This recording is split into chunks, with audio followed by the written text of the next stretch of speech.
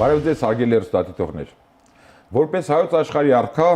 նրա կերպարը տարբեր ժամանակաշրջաններում ընկալվել է յուրովի եւ գուցե նաեւ հակասական, մինչդեռ նրա ազգային պետական մտածողությունը, գործունեությունը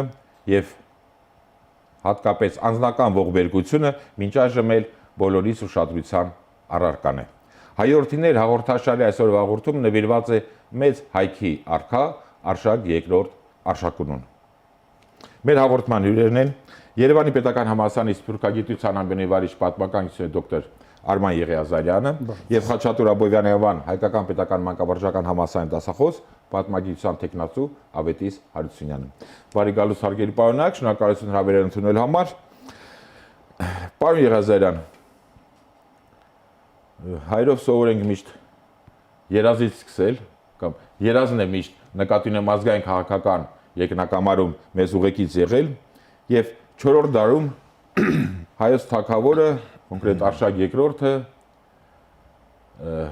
գուցե չափազանցնում եմ, սակայն իմ կարծիքով միակն էր, որ երազում էր ունենալ ազատ ու անկախ, միանգամայն ինքնուրույն թագավորություն, օտարերկրյա որևիցե ազդեցությունից զերծ, մի այնպիսի պետականություն, ում ապահովման գրավականը միմյան կլիներ հենված ներքին ուժերի վրա եւ ում հետ հաշվի կնստեին այն ժամանակվա այսպես կոչված աշխարհի գերտերությունները Բյուզանդիան եւ Պարսկաստանը եւ այդ առումով թեև նա ինչպես գիտենք գահակալել է կամ գահին է նստել այդ թվարկածը տերությունների օգնությամբ, սակայն ամենևին էլ երբեք չդարձավ նրանց հլու կամակատարը։ Արշակ II-ը հայոց պատմության ամենանշանավոր գահակալներից է, կապված իր գործունեության թե ներքաղաքական, թե արտաքին քաղաքական դաշտերում ունեցած հսկա ձեռքբերումների եւ հեղափոխական փոփոխությունների հետ որ իրականացրել է։ Մյուս կողմից Արշակ II-ը նաեւ մեր պատմության, այսպես պայմանական ասենք, ամենաավանդութային արքաներից մեկն է։ Պատահական չէ, որ Արշակ II-ի անվան հետ է կապված մեր պատմության խոշորագույն ավանդազրույցը հայոց հողի եւ ջրի զորության վերաբերյալ, կապված է իրողության հետ, երբ որ օտար հողում բանտարկված Արշակի բանտախցում հայկական հողու ջուր էին մերթ ցանում, նա հենց ոտքը դնում էր։ Դիպուկ հիշեցիք այդ ավանդազրույցին առանձնատու կանրադառնալ։ Երկրորդը հայրենի հողին օտար հողում կարոտելու եւ արագ վերադարձի ավանդույթի հետ է կապված, երբ Արշակը իր զորքով Մծվինի շրջակայքում ճակատամարտում էր, ասում է մեր պապական բնիկ սովորությամբ, ասում է մեր զինվորները թագավորից պահանջում էին արագ վերադառնալ հայրենիք, քանի որ իրենց տունը ու տեղը կարոտել էին եւ դա համարում էր բնիկ հայկական սովորություն։ Հայոց թագավորի անվան սրբազան խորհուրդը, որ դարձյալ Արշակի հետ է կապված, ինչպես նրա մահից առաջ անհուշում եւ մահից հետո հայոց զինվորները պապի օրոք կռվելիս Արշակի անունն էին տալիս եւ թվում էր թե հենց նա է կռվում իր զինվորների հետ եւ զորավիկ կանգնում իր զինվորներին, այս ամեն ինչը ցույց է տալիս, որ գործ ունենք այսպես հայոց պատմության մեջ դարագլուխ կազմող թագավորի իշխանության հետ։ Իդեպ հայոց պատմության 4-րդ դարը մեծ արքաների դարաշրջան էր։ Ամենից սկսել էր Տրդատ մեծից, փոքր գործիչ չէր նաև Խոսրով Կոտակը, Արշակի հայր Տիրանը դարձյալ պայքարել էր հայոց թագավորության անկախության եւ հզորության համար եւ հիմա հերթը եկել հասել էր Արշակ II-ին։ Այնպես որ պետք է հաշվի առնել մի իրողություն, երկու գերտերություններ շրջապատում եւ Արշակ II-ը, որը իդեպ օժտված է բավական մեծ զորքով տարբեր աղբյուրներում մինչեւ 250-260 հազարանոց բանակ ներկայացնում են նրա ունեցած, Արշակը փորձ կատարեց ուրեմն ներքին ուժերի միավորման եւ զորացման շնորհիվ արտաքին քաղաքական դաշտում ձեռք բերել հսկա ազդեցություն եւ դա նրա մոտ ստացվեց, որովհետեւ այս հատվածը հաղորդման այսպես ամփոփիչ լինի, ասեմ մի հետաքրքիր բան։ Պատմիչները նրա գործունեությունը այնպես են ներկայացնում, թեև շատ հաճախ հակադրվելով նրան, որ հասկանում ենք, որ այս թագավորը եթե ինչ-որ մի նշանակում արել է, եթե մի ինչ-որ գործ արել է, ապա դա բացառապես եղել է այսպես իրատեսական շահերից ելնելով։ Օրինակ, Հազարապետը դնում գնունի նախարարին, ասում է ինչի համար հենց գնունի նախարարին, որտեղ ասում է ամենաշեն շինականները բնակվում էին հենց գնունիների տիրույթներում, սրան դրել է որպեսզի ամբողջ հայոց թագավորությունում նույնը անի մյուսների հետ կապված։ Սպարապետը դնում ասում է Մամիկոնյաններին, ինչի ասում է որտեղ սրանք էին միշտ ամենաակտիվը պայքարում հայոց թագավորության գոյության համար, ամենաքաջն էին կռիվներում եւ այլն։ Այսինքն շատ ճիշտ տեղին կադրային քաղաքականություն է վարել։ Եվ այս ամեն ինչի հիման վրա ասում է ամեն մեկը վերադարձավ երկիր, բոլորը իրենց տեղերում ուժեղացան, ամրացան եւ հետագայում պատմիչները դիտարկելով այս իրողությունը ասել են, որ հայոց թագավորությունը Արշակի ժամանակ նման էր վերին Երուսաղեմին։ Շնորհակալություն։ Պարոն Հարությունյան, ճիշտ է Արշակ երկրորդի կառավարման սկզբնական տարիները խաղ էին եւ երկիրը տնտեսությունը զարգացավ, բարգավաճեց, սակայն մյուս կողմից նաեւ նրա թագավորության տարիներին տեղի ունեցան երկու խոշոր ռազմական իրադարձություն, տարածաշրջանային կարծեմ բնույթի, նկատի ունեմ Հռոմեա-պարսկական պատերազմը եւ հայ-պարսկական պատերազմը։ Մասնավորապես վերջին ընթացքում թեպետ հսկայական այդ պարսկական այդ բանակներ արշավել մեծ հայքի վրա, սակայն Արշակին կարծեմ հաջողվեց մեծ հայքի տարածքային ամբողջականությունը, այդ 300-400 հազար քառակուսի կիլոմետր տարածքային ամբողջականությունը պահպանել։ Իրոք նշեցիք ճիշտ, որ առաջին տարիները շատ խաղաղ էին, պատերազմական իրավիճակը կտրուկ սրվեց 50-ական թվականների վերջերին, 358-59 թվականներին, երբ որ սկսվեց վերին Տիգրիսի շրջանում պարսկահռոմեական պատերազմների փուլը եւ Շապուհը կարողացավ իր մեծականակ բանակով գալ պաշարել Ամիդը, որի պաշտպանությունը հանձնված էր Փառանձեմի հորը Անդով Քսյունեցուն, 2.5 ամիս տևեց Ամիդի պաշտպանությունը, պարսիկները 30,000 զոհ տալուց հետո միայն կարողացան գրավել Ամիդը եւ հիմնահատակ ավիրել։ Պարսկաբյուզանդական Ամիդը այսինքն նախկին Տիգրանակերտը։ Չէ, Ամիդը, Տիգրանակերտը Ամիդից որոշակի մոտավորապես 130 կիլոմետր հեռավորության վրա է գտնվում։ Ամիդը այսօրվա Դիարբեքիրը։ Պատերազմական գործողությունների ընթացքում Հռոմի Կոստանտ կայսրը թողնելով ամեն ինչ շարժվեց դեպի արևելք, բայց շուտով Կոստանդը մահացավ, նրան փոխարինեց Հուլիանոս Ուրացողը, Հուլիանոս Ուրացողն էլ Արբելայի ճակատամարտում, Արբելան հենց հայկական լեռնաշխարհի ներքևի մասում է Նինվեի մոտ, Արբելայի ճակատամարտում ծանր վիրավորվեց, սպանվեց եւ Թուլակամ Հովյանոսը նոր կայսրը կնքեց պայմանագիր 363 թվականին Տուրա քաղաքում, որը հայտնի ամոթալի դաշինք պայմանագիր անունով, եւ այս պայմանագիրը ամոթալի, որտեղ արևմտյան դաշնակիցը մեծ հայքի, արևմուտքի դեմս Բյուզանդիայի Ինչպես ասում է Ամյանոս Մարկելինոսը, փաստորեն քրիստոնյա Հռոմը ուրեմն վաճառեց քրիստոնյա Հայաստանին, Պարսկաստանին։ Եվ միայն դրանից հետո արդեն ժամանակ էլ արևմուտքի վրա հույս դնել սխալ էր։ Արևելքի հետ էր մեր գործը, արևելքում ենք վերջի։ Կապանքներն ազատվեցին եւ սկսվեց հայ-պարսկական պատերազմը, չգիտես ինչու մեր պատմագրության մեջ ընդունված է դա կոչել Քառամյա պատերազմ, բայց իրականում պատերազմական գործողությունները տևել են 7 տարի, 7-ամյա պատերազմ է իրականում դա, մինչեւ Զիրավի ճակատամարտ, մինչև Գանձակի ճակատամարտ, եւ այս հայ-պարսկական պատերազմի ժամանակ, որն ընթացավ փոփոխակի հաջողություններով, մերթ հայերի, մերթ պարսիկների հաջողությամբ, պարսիկները փաստորեն Շապուհը չկարողացավ տեր կանգնել Հայաստանին, նույնիսկ Արարատյան դաշտի ճակատամարտում Վասակ Մամիկոնյանը կարողացավ հաղթել եւ հետ շպրտել պարսկական զորքերին։ Միայն պատերազմական գործողությունների վերջում Շապուհը դիմեց նենգության եւ կարողացավ երտնազանց լինել ու խաբեությամբ կարողացավ իր մոտ կանչել Արշակին եւ սպարապետ Վասակին։ Շնորհակալություն։ Պարոն Եղազարյան, հնարավոր չէ խոսել Արշակ երկրորդի մասին եւ չանդրադառնալ, չարժևորել մեր սիրո եւ հարգանքի տուրք չտալ Փառանձեմ թագուհուն։ Փորձեցի հիպանցիկ համաշխարհային պատմության մեջ նկատի ունեմ թագուհիների կամ իշխանուհիների ոչ միայն մեր հայրենի պատմության, այլև օտարազգի, ռուսական, եվրոպական, արևելյան, սակայն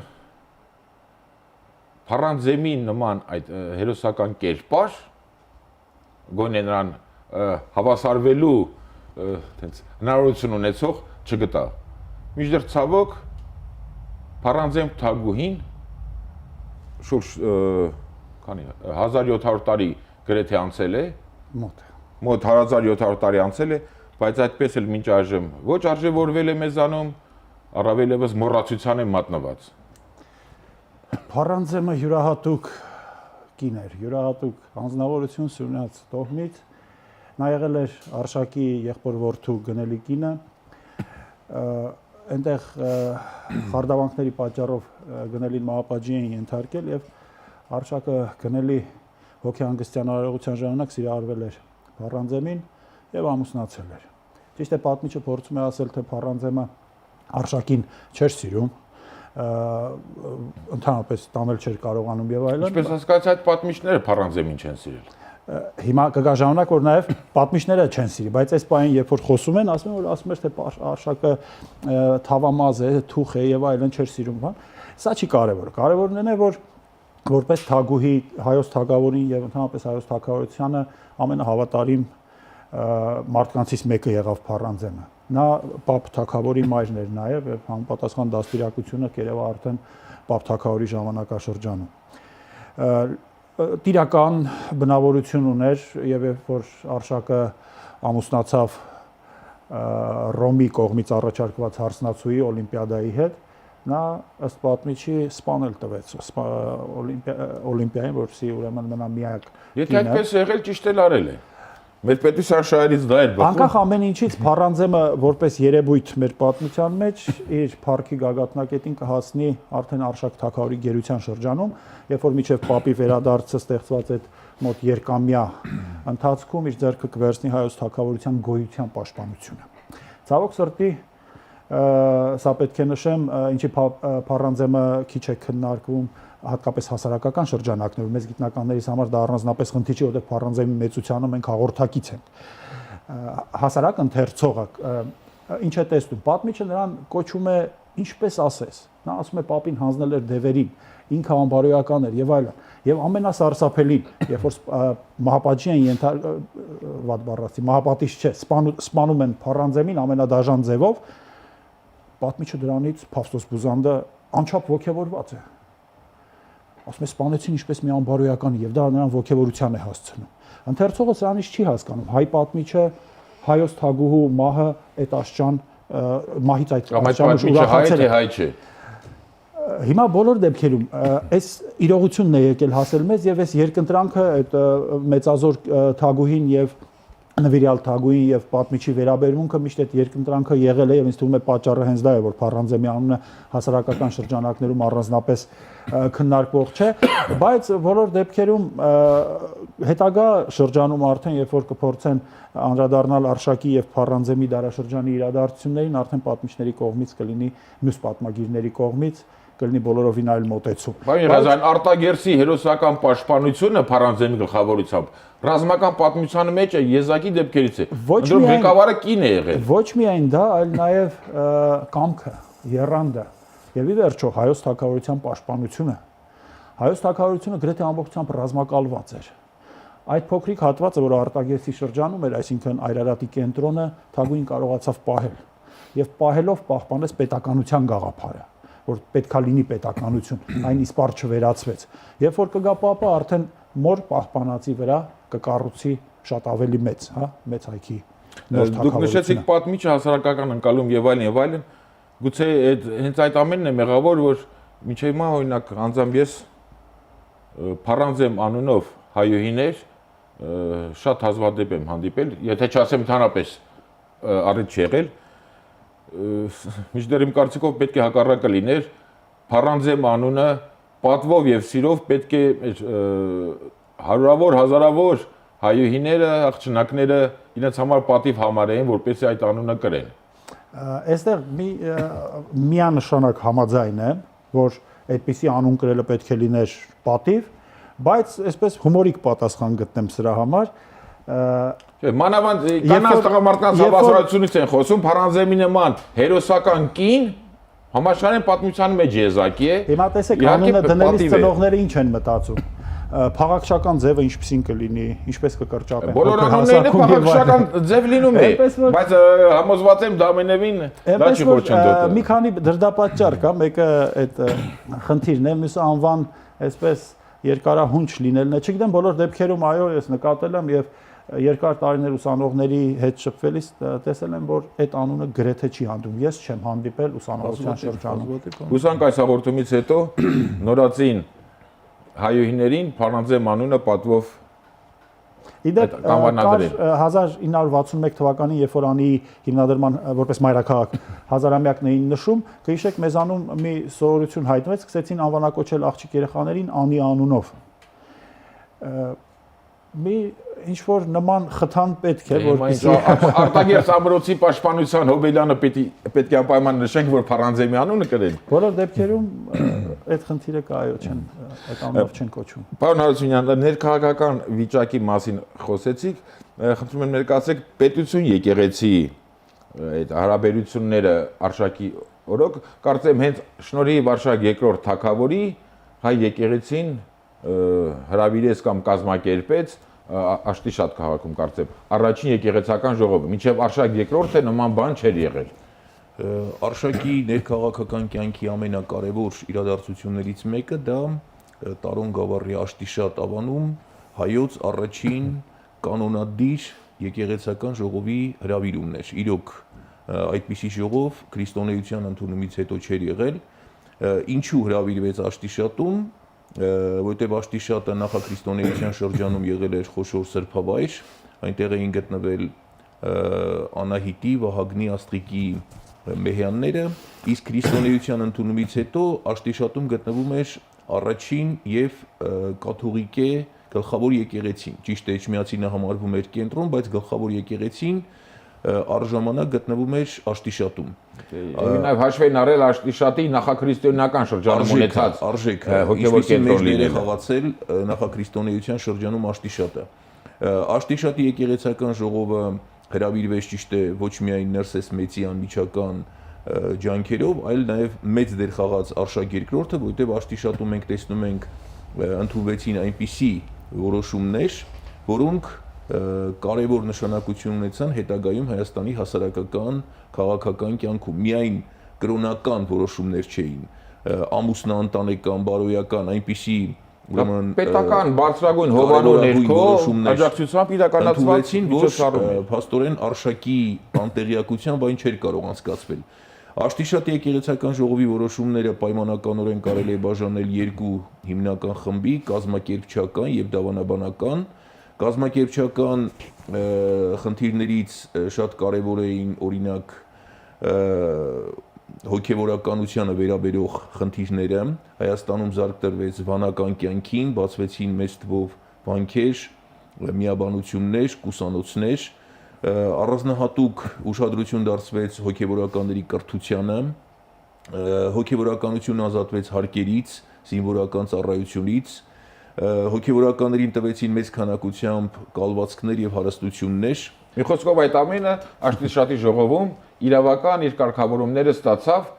իհարկե Ներսես Մեծի դերը դուք ասացիք կարևոր է, սակայն առաջնորդին Արշակ II-ից էր կախված, որոշակի մեծ դերակատարություն ուներ։ Մեր պատմության ընթացքում ինչպես է հետադարձած ձգում ենք, ասենք Մեսրոպ Մաշտոցը եւ Սահակ Պարթևի դերը իհարկե ինչ խոսք անուրանալի է, սակայն այդ ժամանակ եղած պետության գլխավորի բարձրագույն դեմքի թագավորի մասին ոչ մի հիշատակություն չկա։ Ստվերում ենք թողել եւ պիտի հաշվի առնենք պետականության բացակայության պայմաններում։ Այդ առումով հենց Աշտիշատը շատ բանով պարտական էր Արշակին։ Ամուսնաընտանեկան հարաբերությունների հետ կապված հասարակական այնպիսի ուրեմն խնդիրներ քննարկվեցին, ինչպես օրինակ հիվանդանոցների, հյուրանոցների, որբանոցների, աղքատանոցների, գոդենոցների բացումը Հայաստանում հայ իրականության մեջ, որոնք այն ժամանակ արևելքում նորություն էին։ Այդպիսի հաստատություններ գոյություն չունեին։ Շնորհակալություն։ Պարոն Եղազյան, ձեր խոսքի սկզբում դուք արդեն հիշատակեցիք,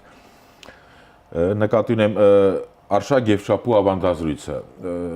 Ինչքան հիշում եմ, Տիգրան Մեծի բացի հավանաբար երկրորդը հենց Արշակն է, ում մասին այդ ավանդազրույցներ կամ նաև հետագա շրջանում գրականություն բավականին ստեղծվել, մի փոքր ցանկ դուրս գրեցի Ռաֆու Սանվել, Ստեփան Զորյանի Հայոց Բերդը, Պապ Թագավորը, պատմավեպերը, Պերճ Զեյթունցյանի Արշակ II, Լևոն Խոչյանի Արշակ արքա դրաստամատ ներքինի եւ վերջապես Տիգրան Չուխաջյանի Արշակ II։ Այսինքն թեպետ կարծիքները, գնահատականները դարի ընթացքում հակասական են եղել, սակայն արվեստում եւ գրականության մեջ Արշակի կերպարը մինչեւ մեր օրերն էլ հետաքրքիր եւ գրավիչ է եղել։ Այդ հատկապես այդ ավանդազրույցը ինչ դաստիարակչական, գուցե նաև դիսաբանական, իմաստասիրական դերակատարություն ունի նաև մեր օրերում։ Այստեղ ինչն է շատ հետաքրքիր, ինքը Արշակ եւ նման տիրակալներ, որ ունեցել ենք, դրանք ոչ միայն գահակալներ էին, այլ դժվարին դրության մեջ, այսպես ծուղակում հայտնված թագավորության, այսպես խոյանքն էին դեպի գալիք դարերը մատնանշում։ Այս մարդիկ այդպիսի մի խոյանք էին, դրա համար չի կարող դրանց գործունեությունը չնկատվել։ Ինքը Արշակը որպես երևույթ հայոց պատմության մեջ հայտնվեց դժվարին դարաշրջանում եւ այնպիսի քայլերով արմատական հեղափոխական գնաց, որ ամեն մեկը մի ավանդազրույցի հիմք հանդիսացավ։ Սա պատահական բան չի։ Հիմա նոր Ներսեսից էի խոսում, ով բերեց Ներսեսին հրապարակ, Ներսեսը ինքը չէր ելուսում կաթողիկոս դառնալ։ Կարծեմ Արշակի սենեկապետներ եւ զինվորական, բայց Արշակը դարձրեց։ Նրանք միասին զուգահեռ, այստեղ ասում ենք Աշտիշատի ժողովով եւ այլն, բայց Արշակն ու Ներսեսը դա երկիրը դարձրեցին, ինչպես Վարդան պատմիչն է ասում, վերին Երուսաղեմ։ Բոլորը հարուստ էին, բոլորը վայելում են, ասում ամեն մարդ իր ունեցվածքը հանգիստ վայելում էր։ Բանակը հզորացրեց, դարձրեց տիրասեր, ասում եմ միամիտ, միասիրտ զինվորներ էին բոլորը։ Գնաց ուրեմն խառնվեց այնպիսի խնդիրների, որոնք կոչված էին ֆեոդալիզմի հասցրած վնասները ուրեմն իջիկ դարձնելու։ Դուք գիտեք, ֆեոդալիզմի ժամանակ ժառանգական հողատիրության պայմաններում ամեն մեկը փոքրիկ արքայիկ է իր տարածքում եւ հիմա ինքը Արշակավան քաղաք ստեղծելով եւ ուրեմն ըստ էության դռները բացելով տերերից փախած գյուղացիների, ընդհանրապես ժողովրդի առաջ, նա դրանով հարված էր հասցնում ժառանգական հողատիրությանը եւ նաեւ կախվածությանը գյուղացիների։ Այդպես պատճառով նա դառնում է ժողովրդի համար անչափ սիրելի մի առաջնորդ։ Այսինքն բոլոր առումներով Արշակի արածները այնպիսին են, որ գուցե մի ամբողջ դինաստիա հայոց պատմության մեջ այդպիսի արմատական եւ ժողովրդի համար ընդունելի ու սիրելի քայլեր առաջ չլինի։ Պատահական չէ այդ հետաքրությունը այդ անձի նկատմամբ։ Հիմա երկրորդը Արշակ եւ Շապու այդ հարաբերակցությունը։ Մենք այստեղ խոսեցինք, որ Արշակը արևմուտք, արևել կողմնորոշում եւ այլն, պատմիչը շատ ճշգրիտ է դա ասում։ Նա մեծ դիվանագետ է։ Ասում է Արշակը օգնում էր մի թագավորին, մեկ մյուսին, իսկ երբեմն էլ որևէ մեկին չէր օգնում։ Այսինքն ինչ կա, թագավորը շարժում է բացառապես Հայաստանի շահելից ելներով, պետք է օգնում է սրան, պետք է օգնում է նրան, օրինակ նույն Հուլիանոսի ժամանակ Հուլիանոսը երբ որ Տիզբոն էր արշավում, Արշակին ասում էր, թե դու էլ Հայաստանից արշավի դեպի ուրեմն հյուսիսային Միջագետ, որպեսզի շեղես պարսիկների ուշադրությունը։ Արշակը ձգձգեց մինչև վերջ։ Հռոմեացիներն ու պարսիկները իրար կոտորեին։ Այսինքն ինքը այնպես չի, որ ինչ-որ կողմնորոշման հետևից էր ընկած։ Երկրորդը պետության վարկը։ Սա մի ունիկալ բան է, ընկալում։ Ես չգիտեմ դրանից հետո կամ դրանից առաջ պետության վարկին հասցրած վնասը այդքան ցավագին որևէ գահակալ ընդունել է, թե չէ։ Ներսեսին ուղարկում են Հռոմ падգամավորների հետ, կաթողիկոսին։ Այնտեղ Հռոմի կայսեր որդին հիվանդ է լինում եւ Ներսեսը մի ճառով փորձում է ցույց տալ, որ միայն դարձը այդ երեխային բուժման կբերի եւ այլն, դա կայսեր դուրը չի գալիս եւ ուրեմն Ներսես կաթողիկոսին աքսորում է։ Ըստ պատմիչի մի քանի տարի մնացել է աքսորում, բայց որպեսզի Արշակը չբարկանա, որովհետեւ այնտեղ իրեն կայսեր խորհրդականներն ասում են, սա մեծ թագավորի մարդիկ են, սրանց վնաս հասցնելով նրանք կկատաղացնենք, մյուս իշխանների հետ գանձեր է ուղարկում Արշակին, Արշակը ասում է ոչ մի կերպ ասում է կատաղեց, ասեց այդ քարերով ձեր ատամները կջարդեմ եւ նրա ատամները ով որ դա ուղարկել է, հավաքել է 260,000 զորք եւ ներխուժել է Ռոմի արևելյան տիրույթներ, հասել է մինչև ներկայիս Անկարա քաղաքը արշավանքով։ Պատմիչն ասում է ոչ թե ինչ որ 26 բյուր, որ հաշվարկների խնդիր ունի, 260,000 զինվոր, հասել է մինչև Անկարա, մինչև որ նրանք ստիպված ուրեմն Ներսեսին բաց են թողել եւ հետ են ուղարկել Հայաստան։ Ակնհայտ է մի խոշոր իրողություն, այսպիսի կերպարը, թեև պատմիչների ժամանակակից պատմիչների կողմից նսեմացվել է շատ հաճախ, նրա հասցեին հազարով մի բաներ են գրել եւ այլն, բայց ինքը եղել է մեծ տիրակալ։ Եվ ի վերջո Քրիստոսի հայտնի ասում է զի, եթե դոքա լռեցցեն, քարինքն աղաղակեցցեն։ Այդ պատմիչները լռել են, բայց հետագա պատմագիրները կարդալով այդ ամեն ինչը Հովհաննես Դրասխանակերտին Արցախի կորուստը անվանում է Չարաղետ, Վարդան Վարդապետը նրա ստեղծած Հայաստանը վերին Երուսաղեմ։ Հակառակ կանգնելով դարաշրջանի պատմիչների շատ հաճախ կեղծ եւ կողմնակալ տեղեկությունների։ Պարոն Հարությունյան, 17 տարի անցել, արդեն 21-րդ դարերում մեր օրերում Արշակ երկրորդի կերպարը։ Ես համոզված եմ բավականին շատ դասեր կարող ենք քաղել եւ նրա գործունեությունը ներքին, ինչպես նաեւ արտաքին, նաեւ ռազմական ոլորտում